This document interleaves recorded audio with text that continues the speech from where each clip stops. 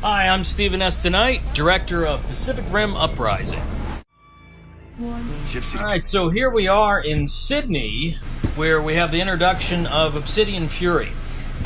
We wanted the introduction of this rogue Jaeger to be as spectacular as we could make it, so we picked the Sydney Opera House as a backdrop. Gypsy, this is command.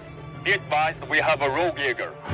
As Obsidian Fury walks past that cruise ship, actually right outside my hotel room that I spent the entire time in. Please, power down. This part right here, where the holographic missile goes through the con pod, we really wanted in this next installment of the movie to take the outside and make it interact with the inside, so it didn't feel like you were cutting inside a completely separate room, that it was very organic and very connected. Here I had to disable Gypsy briefly to give Obsidian Fury a chance to destroy those guns and target Mako. At one point, there was a much more involved backstory of what Mako was doing, that she was actually vetting the drone program, traveling around the world, making sure everything was all right before she gave her approval. That got very much streamlined as the story continued and we carried it down. This entire action sequence, we really went back and forth and did a lot of work with the visual effects team, Double Negative, and my visual effects supervisor, Peter Chang.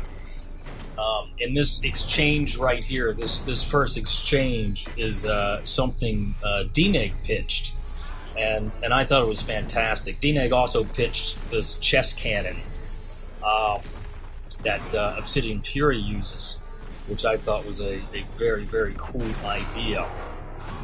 And I wanted to give Obsidian Fury a couple of brutal, intimidating weapons. So we came up with this idea of plasma chainsaws, that it's just not a sword, but an actual chainsaw. We shot all of this on location in Sydney, including the stuff inside the con pod was also at Fox Studios in Sydney.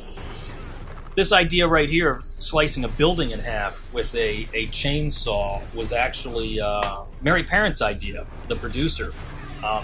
She wanted to see something that we hadn't seen in the first movie and pitched this idea of cutting a building in half, which I loved.